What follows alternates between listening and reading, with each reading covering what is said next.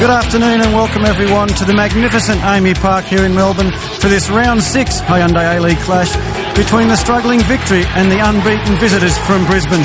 Plenty of atmosphere as always in Melbourne for the Victory fans, but we're 6 rounds into the season and they're still looking for their first home win. No surprises in the formation defensively for Melbourne, but plenty of attack up front. The defence has leaked too many goals. Michael Petkovic in particular is a man under pressure. He's been unsure in his area so far this year and he will really cop some pressure from this Brisbane Roar attack.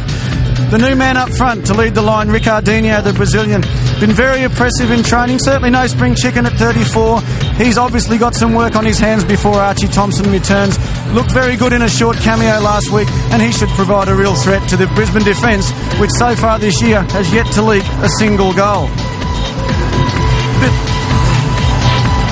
The Brisbane Roar lineup, just the one change and no real surprise there.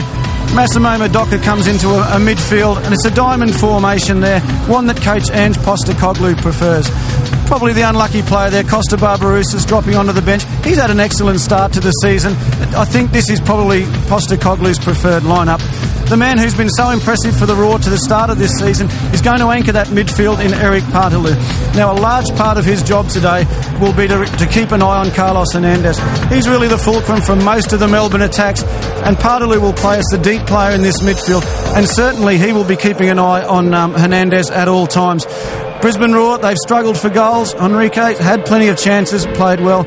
Reinaldo usually does well against Melbourne. He's a big body against this Melbourne defence. I think that's something Brisbane have looked for. And the import number 22, Thomas Boyce, has probably been close to the Roar's best player this year. The only thing lacking for him as well so far has been a goal.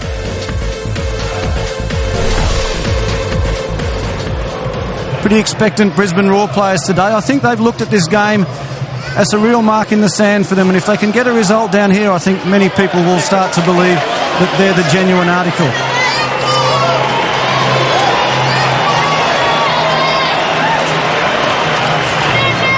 It's going to go to a short break now, and after we come back from the break, it'll be Simon and Harps with all the first half action.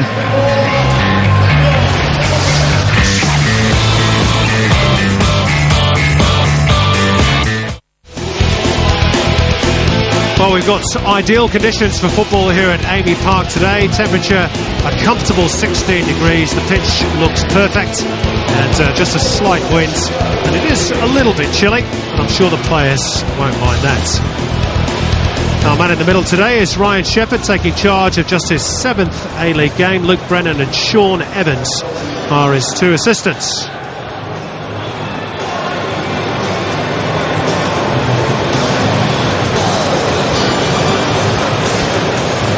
Ernie Merrick, the only foundation coach left in the A-League and still the most successful. He's demanded the sort of killer touch from his charges this afternoon that has taken them to 3 grand finals. And there's Ange Postecoglou, the last coach before Merrick to have such a successful record in this city.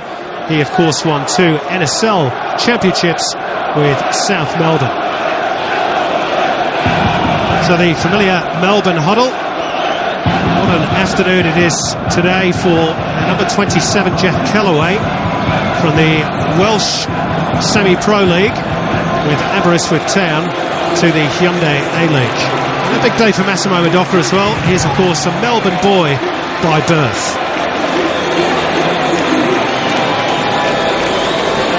Here is Jeff Kellaway. Made a couple of substitute appearances, but today is the first time he's in from the off. And we're almost ready for the off at Amy Park, which has a healthy crowd in attendance too. Pitch looks good. 2 sides who like to attack and like to score goals, but they don't concede too many. Certainly Michael Theoklitos hasn't so far.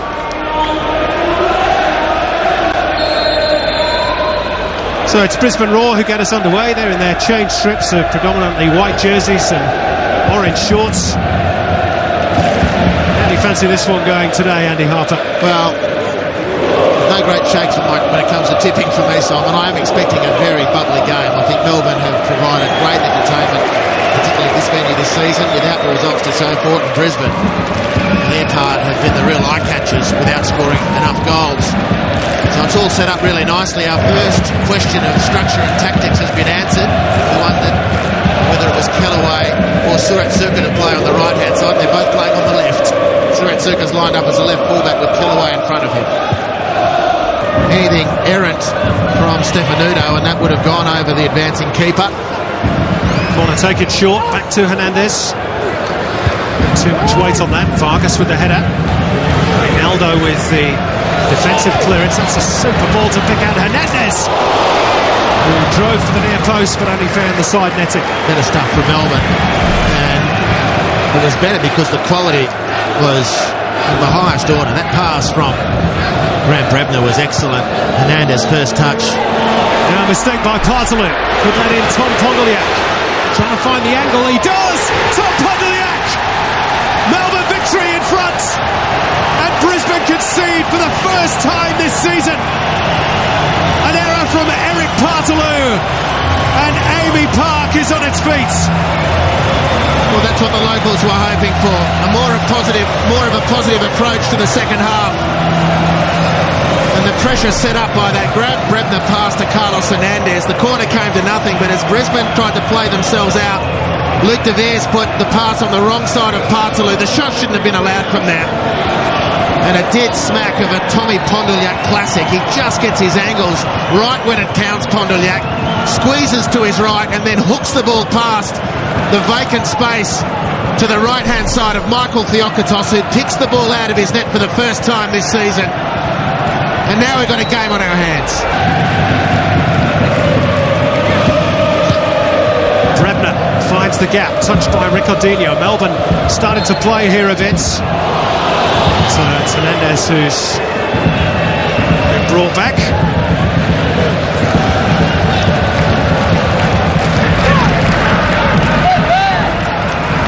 Really putting on, I suppose what you'd call in basketball terms, Harps, the full court press. Melbourne victory. Whenever they lose the ball, this is Ricardinho. Slips it through the legs of De Veer. Still Ricardinho. He's overdone it. So has he? No, he scored, Ricardinho! Luke De Veer had time to burn but didn't clear his lines. And Ricardinho gets his first goal for the Melbourne victory. And it's a disaster for the Brisbane Roar. Well, in particular, it's a disaster for Luke De Veer, whose poor pass option opened the way for Tommy Pondoliak and the first goal. But you called it right on halfway, Simon. Melbourne leaving nothing in the tank. They're putting Brisbane under enormous pressure. And as accidental, really, from a defensive point of view, as the finish might have ended up from Ricardinho. What about the dribble? The nutmeg was mouthwatering to start with. The hesitancy was fatal for Luke De Veer. And the Brazilian leaps over the hoardings and celebrates with his new fans. This is a wonderful touch. Beat De Veer, all ends up, and the problem compounded by De Veer, who got himself in body position, didn't secure the ball, and the cheekiest of toe pokes from Ricardinho. Theokotos beaten twice now. This is rare territory for Brisbane to experience. Blocks him to Brebner. Melbourne victory almost in total control here at the moment. And then there's to Ricardinho as they try and set it up. And then Brebner! Pick that one out, says Grant Brebner. And Melbourne victory are home and host for 3 points surely now. Oh, you'd reckon they are. And it's been a stirring second half from Melbourne victory. They really have come out of the blocks. They've profited from a couple of errors made by Brisbane in defence. But in fairness to the home team, they've forced those errors psychologically as much as anything. Brisbane unable to get out of defence. Melbourne time after time invited back into the attacking zone. Look how deep the easy pass is made. I mean, that's a pedestrian pass made by Hernandez deep into Brisbane's defensive territory. And in the end, it's Grant Brebner who scored some crucial goals for his club Melbourne victory. Adds a spectacular to the list. The fully outstretched arm of Michael Theokotos can do nothing. And Melbourne victory flying 3 goals to the good. What a crisp strike by the Scotsman Grant Brebner. His first goal in 12 months. That might just be that.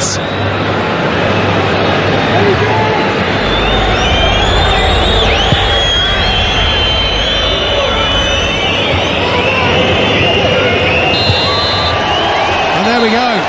Victory is confirmed for Melbourne, a first home win of the new season for Ernie Merrick's team, and Brisbane's unbeaten start to the season is over, and their miserable run against the Victory now extends to 7 matches. Some good football by the Roar in the first half, but Ernie Merrick changed his tactics, changed his personnel in the second period, and goals from Todoliak, Ricardinho and Brebner were enough to give them a comfortable victory. The full-time scoreline at Amy Park: Melbourne Victory 3, Brisbane Roar 0.